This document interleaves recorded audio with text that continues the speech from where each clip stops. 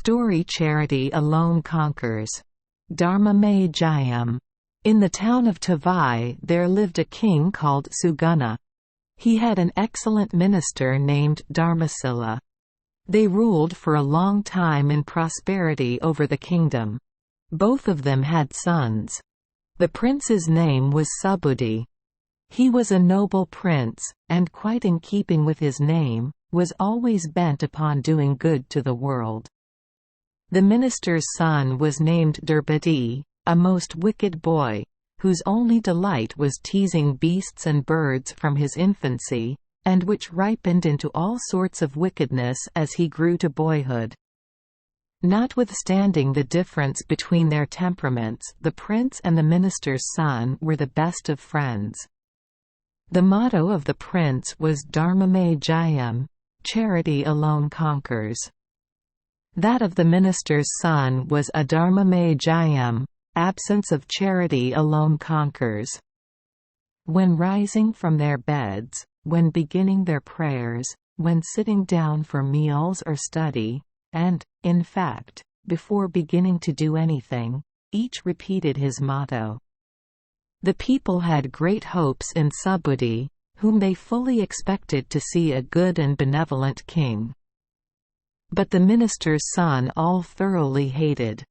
Even the minister himself, his father, hated his son for his vile turn of mind, which he found impossible to change. His only friend, as we have already said, was the prince, who, notwithstanding all his faults, loved him sincerely. Both of them had grown up together from their very cradle, had played in the same dust, had read their lessons side by side in the same school under the same teachers. Fortune so ordained that the prince's mind should take such a bent, while the mind of the minister's son turned in a crooked way. Nor was Durbati insensible to the disgust and dislike which everyone manifested towards him. He was well aware of all that was going on around. Still he would not change. "I have no friend in this world excepting yourself, my dear Subudhi," exclaimed Durbati one day to his royal friend while they were riding together. "Fear nothing. I shall ever stand by you as your true friend," replied Subudhi. "My very father hates me. Who else would like me then? On the other hand, everyone likes you. You may soon get yourself married to some beautiful lady, while I must remain a bachelor. For no girl would marry me. You may soon rise to the place of a king. But I cannot become your minister, as the people do not like me. What can I do?" So said the minister's son, and hung down his head, as if conscious for a time of the utter hatred with which the people regarded him. Subudhi replied, "Heed it not. I will make you my minister, give you everything you want, and see you well provided for. If so, will you give me your wife one day, at least, if you happen to get married before me, and if I remain a bachelor after you," were the words which the wretched Durbati shamelessly uttered to the face of his only friend. These words were enough in themselves to enrage the prince's mind. But he was of so good a nature that instead of becoming angry, he smiled at the stupidity of his companion, and agreed that he would thus give him his wife one day in case he got married first. Thus took place an agreement between Subudhi and Durbati while they were still quite young. Several years passed after this agreement, when one day the prince went to hunt in a neighboring forest. His inseparable companion, the minister's son, and several hunters followed him to the wood. The prince and the minister's son both gave chase to a deer. They rode so much in advance of the hunters that they lost themselves in a thick jungle, where the latter could neither see nor follow them. The hunters returned after dark, and informed the king and the minister about the disappearance of their sons. They thought that as their sons were grown-up men, they need not fear for their safety. The two friends chased the deer and found themselves in the midst of a thick forest in the evening. Except a slight breakfast in the early morning, they had tasted no other food. Hunger was pinching them severely. The hot chase had awakened a severe thirst, to quench which they were not able to find a drop of water. In utter hopelessness of life, they resigned themselves to the course of their steeds. The beasts seemed very well to understand the wants of their royal riders. They went on trotting, and at last, about midnight, stopped on the banks of a large tank.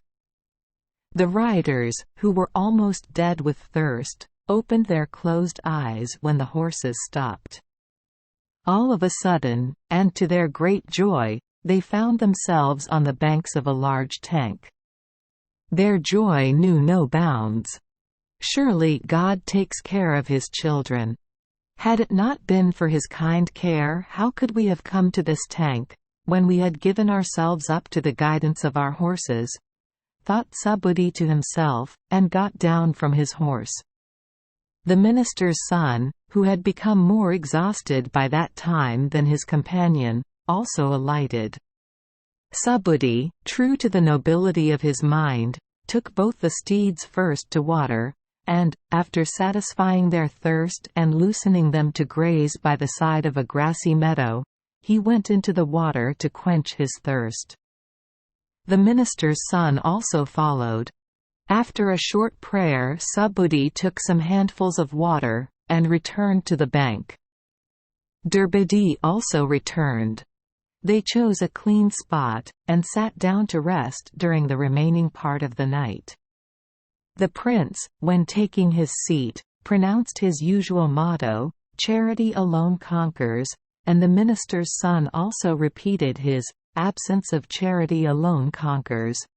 These words fell like venom into the ears of the prince at that time. He could not control his anger then, notwithstanding his mild disposition. The hardships of the day, their fortunate arrival on a tank in the dead of night to have their thirst quenched, were fresh in Subhuti's mind, and the prayers that he was offering to God were not yet over. That the minister's son should never think of all this, and go on with his own stupid motto even at that time, was intolerable to Subhuti. Vile wretch! Detested atheist! Have you no shame, to utter your wicked motto even after such calamities? It is not too late even now. Mend your character. Think of the God that saved you just now. Believe in Him. Change your motto from this day. Thus spoke the angry prince to the minister's son. Durbadi, who was naturally of a wicked and quarrelsome temperament, flew into a rage at once at the excellent advice of the prince. "Stop your mouth. I know as well as you do. You cannot wag your tail here. I can oppose you single-handed in this forest." Thus saying, the minister's son sprang like an enraged lion at Subhuti, who, as he never dreamt of any such thing, was completely overpowered by the wicked Durbadi. The prince was thrown down in the twinkling of an eye, and the minister's son was upon him. He severely thrashed his royal master, and, taking hold of a twig that was lying close by, tore out the prince's 2 eyes, filled up the sockets with sand, and ran away with his horse, thinking that he had completely killed him. Subhuti was almost dead. His body was bruised all over. His eyes were no more. His physical pain was unbearable. "Is there a God over us all?" thought Subhuti. The night was almost over. The cool and sweet breeze of the morning gave him some strength. He rose up, and, crawling on the ground, felt his way to the entrance of a temple. He crept in, shut the gates, and fastened the bolt. It happened to be a temple of the fierce Kali. She used to go out every morning to gather roots and fruits, and to return at evening. That day, when she returned, she found her gates shut against her. She threatened with destruction the usurper of her temple. A voice, and we know that it was Subhuti's, replied from within, "I am already dying of the loss of my eyes. So, if in anger you kill me, it is so much the better. For what use is there in my living blind? If, on the contrary, you pity me, and by your divine power give me my eyes, I shall open the gates." Kali was in a very difficult position. She was very hungry, and saw no other way of going inside than by giving Subhuti his eyes. "Open the gates. Your request is granted," said Kali. No sooner were these words uttered than the prince recovered his eyes. His delight may be better imagined than described. He opened the gates and vowed before Kali that he would from that day continue in that temple as her servant and worshipper. The wretched Durbati, after his horrible act, rode on composedly, following the footsteps of his horse, and reached the forest where he had been hunting the day before in company with the prince. He thence returned home all alone. When his father saw him coming back, he suspected something wrong to the prince, and asked his son what had become of him. "We chased a deer, and he rode so much in advance of me that he was out of sight, and finding all search vain, I returned alone," was Durbati's reply. "This I would have believed from anyone but yourself. Never plant your feet in these dominions till you bring back the prince again." "Run for your life," was the order of the minister, and Durbati accordingly ran off, fearing the anger of his father. Thus the Prince Subhuti served in the Kali temple. And Durbati, fully confident that he had killed his friend, roamed about from place to place, as he saw no possibility of returning to his own country without the prince. Thus passed several months. The goddess Kali was extremely delighted at the sincere devotion of Subhuti, and, calling him one day to her side, said, "My son, I am delighted with your great devotion to me. Enough of your menial services here. Better return now to your kingdom. Your parents are likely to be much vexed at your loss. Go and console their minds." Thus ended Kali, and Subhuti replied, "Excuse me, my goddess, my mother, I no more regard them as my parents.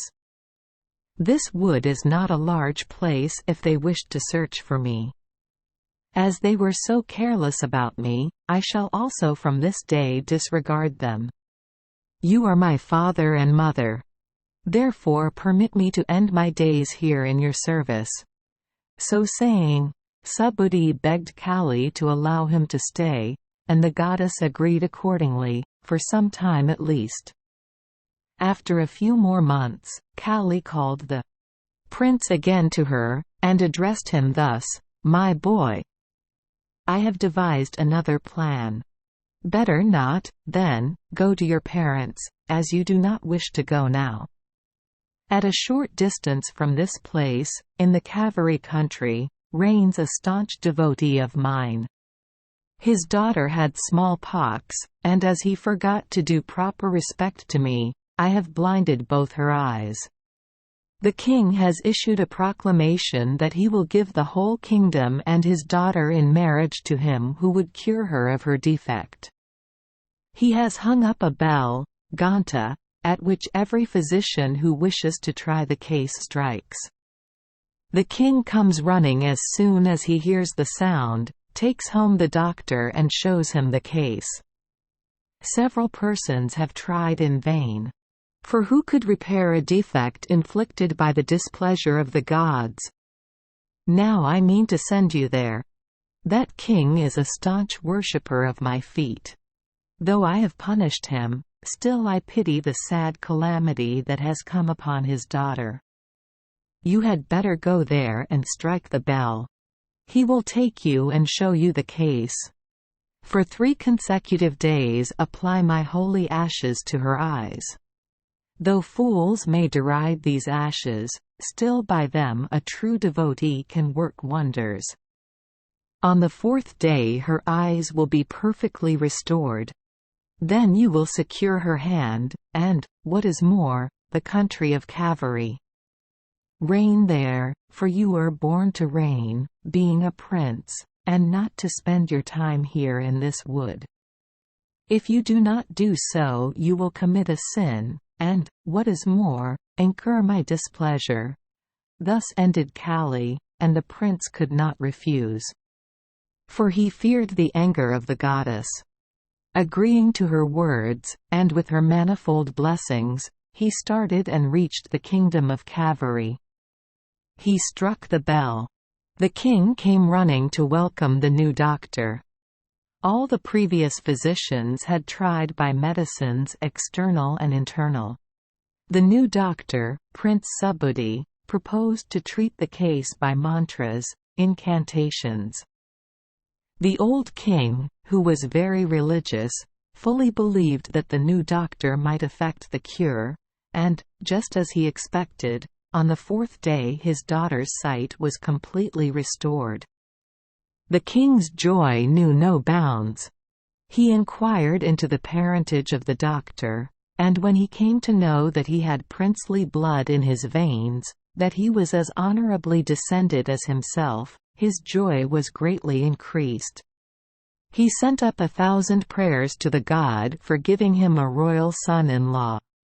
As promised in his notice, he would have to give his daughter to anyone, whatever he might be, who effected the cure. The lowest beggar, the lowest caste man, if he had only succeeded in curing her, would have had as much claim to her hand as the prince-physician.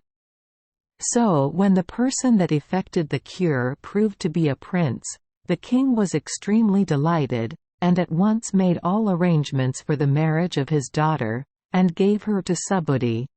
And, himself being very old, he gave the kingdom also to the prince at the same time. Thus by the favour of Kali, Subhuti had a princess for his wife and a kingdom to govern. Subhuti, as we know, was an excellent man. Though he became king now, he consulted his father-in-law in all matters, and, in fact, acted only as manager for the old man. Every evening he used to consult him for an hour or 2 before disposing of intricate cases. The duty of signing, too, he reserved for the old man. Thus even on those days when there were no cases he used to go to his father-in-law to get papers signed. Thus passed on a couple of years or so. One evening, while sitting in company with his wife in the loftiest room of his palace after the duties of the day, he cast his eyes to the East Main Street and contemplated the bustle of that part of the town.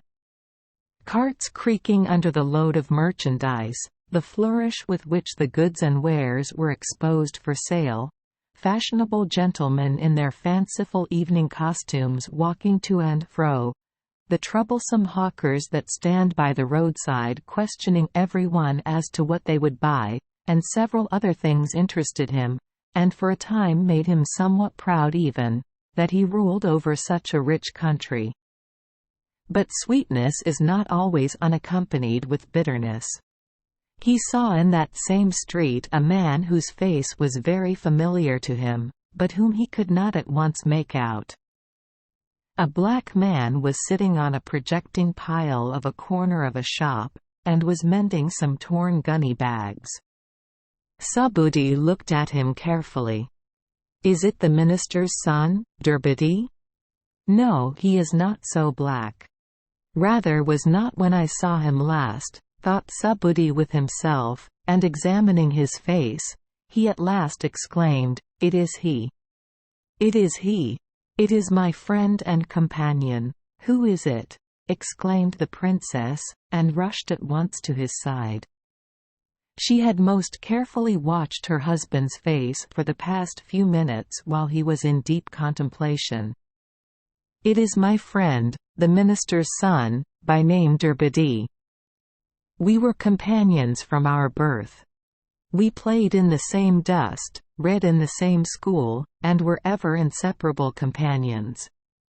I do not know what has brought him to the condition in which I see him now," said Subhuti, and sent someone to fetch him. Of the wicked and base act of the vile Durbadi, he did not care to inform his gentle wife, who now retired to her inner apartments, as decorum did not allow her to be in company with her husband when he was receiving others. The person sent brought in Durbadi. Whatever might have been the cruelty that he had received from the hands of the minister's son, the prince began to shed tears when he saw his old companion ushered in, not in that blooming cheerful red complexion in which he had seen him last, but in a weather-beaten dark skin and dejected color of a coolie in which he saw him a few minutes ago. "I excuse you all your faults, my dear Durbadi.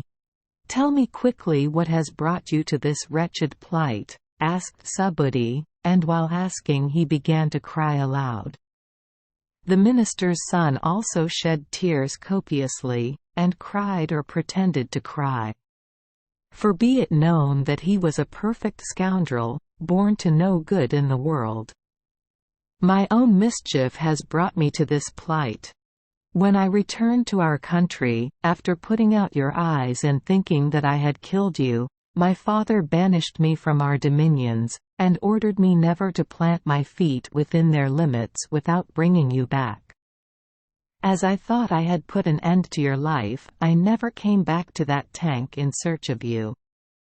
I engaged myself as a coolie in the streets of this town after trying several other places without success, and I now stand before you." Thus ended Durbadi, and the prince quite forgot his cruelty to him. He ordered his servants to get the minister's son bathed, and attired in as rich robes as he himself wore. Then he related to him his own story, without omitting a single point, and at once made him his minister. The whole story of Durbadi, excepting the single point of his having put out his eyes, the prince related to his wife, father, and mother-in-law. Thus was Durbadi again restored to his high position, through the liberal kindness of Subhuti. Subhuti did not stop even at this. He began to send him with papers and other things to the old king for signature. This went on for some months. All the while Durbadi was as obedient as might be, and by his vile tricks had completely won over the heart of the old king.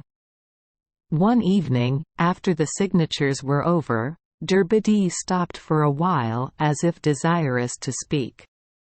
"What do you want?" said the old king.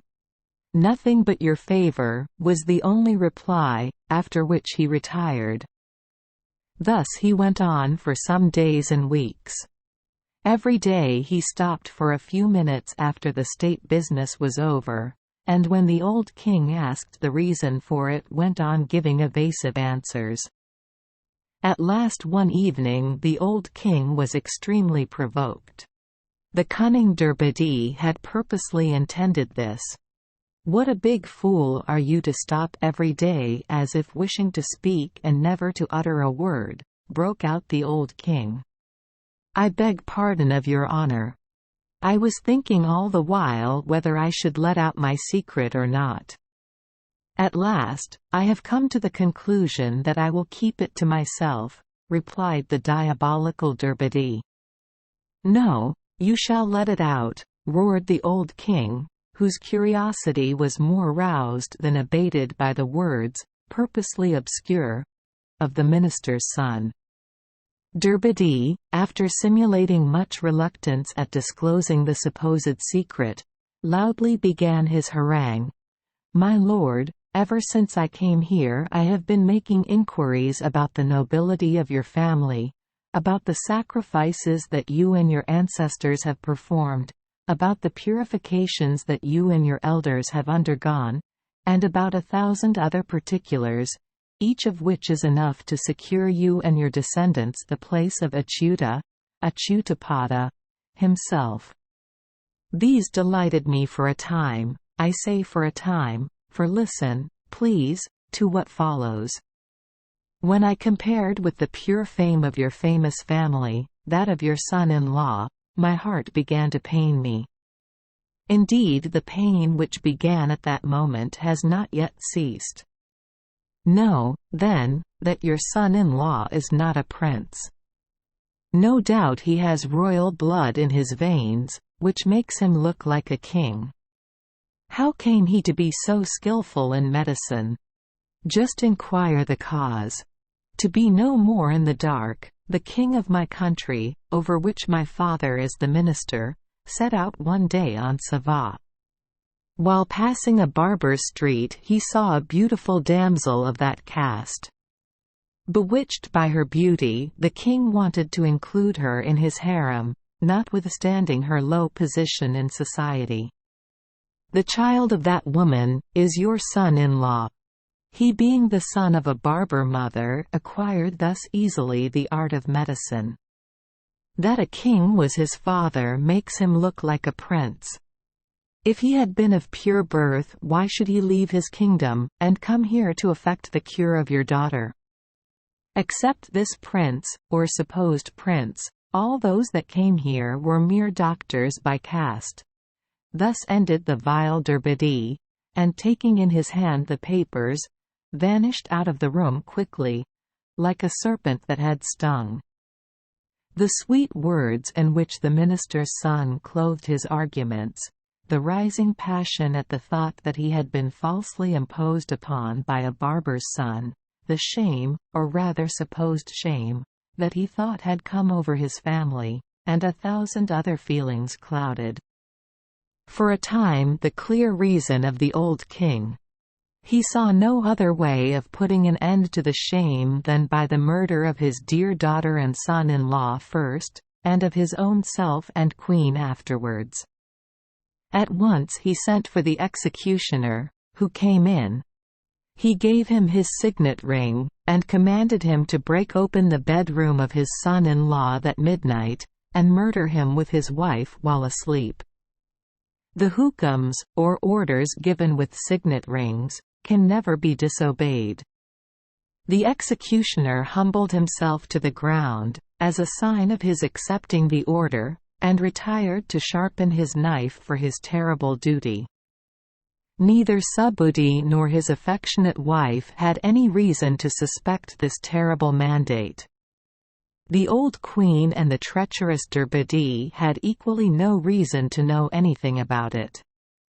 The old man, after issuing the hukam, shut himself up in his closet, and began to weep and wail as if he had lost his daughter from that moment.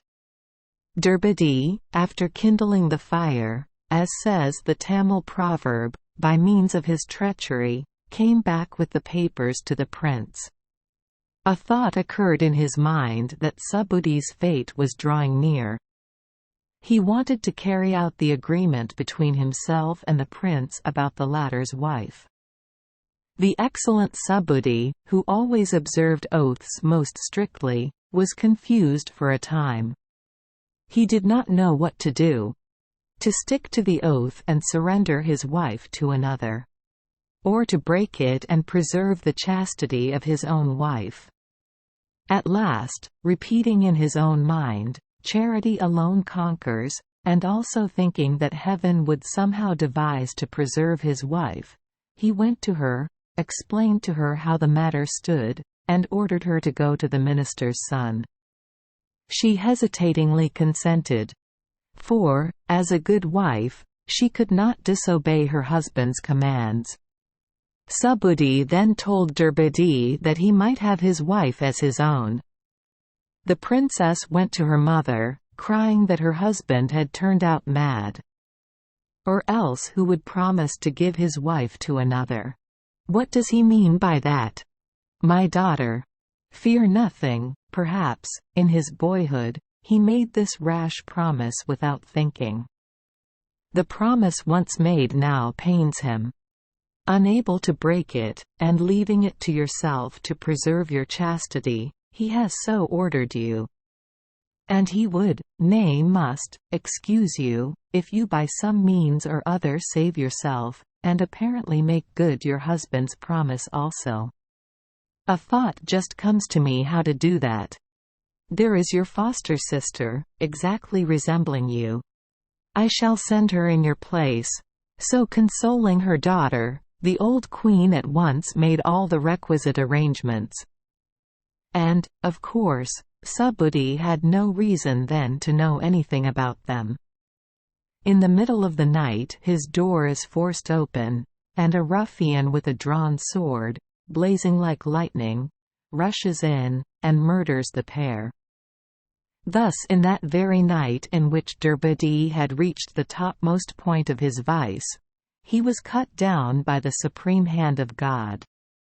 For, it is said, that when crime increases, God himself cannot tolerate it. The morning dawned. Subhuti rose from his couch, and after his morning prayers was sitting in the council hall. The princess and her mother rose from their beds, and were attending to their business. A servant just at that time came running to the old queen, and said, "Our king is weeping in his room that his daughter is now no more. I think that there is something wrong with his majesty's brains today. Come and console him." The queen, who knew nothing of what had happened, ran to her husband's room, quite astonished at the change. The husband reported everything to her, the sage-looking minister's son, the barber's son-in-law, and everything, and then concluded that their daughter and son-in-law were no more. "What? Compose yourself.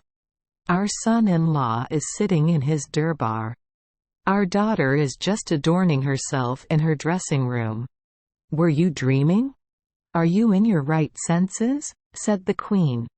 The king ordered the executioner to bring the heads, which, on examination, proved to be those of the minister's son and of the foster sister. The queen told everything of the one-day wife giving engagement, and her own arrangements about it. The old king could not understand what all this meant. He drew out his sword and ran to the durbar like a maddened lion, and stood armed before his son-in-law. "Relate to me your true origin, and everything respecting yourself. Speak the truth. How came you to learn medicine? If you are a prince, why should you leave your own dominions and come down here? What about this wicked agreement of giving your wife to another? Who is this minister's son?" Subhuti, without omitting a single point, related everything that had taken place, even to the putting out of his eyes.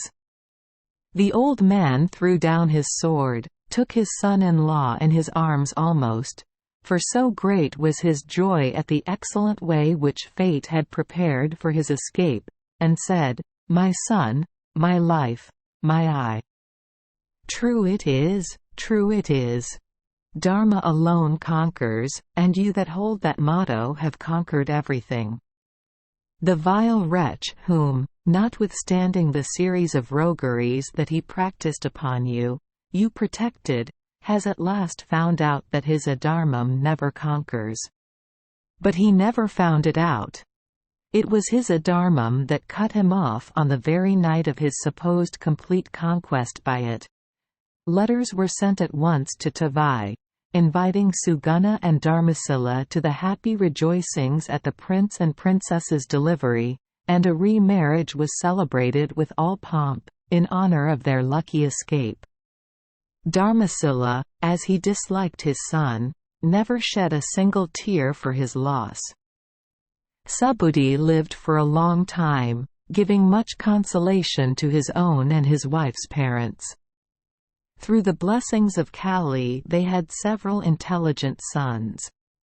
Thank you for joining us for today's fairy tale. We hope these stories bring joy and meaning to your day. If you love our channel, please hit the subscribe button so you won't miss any exciting tales. Wishing you a good night and sweet dreams. See you in the next story.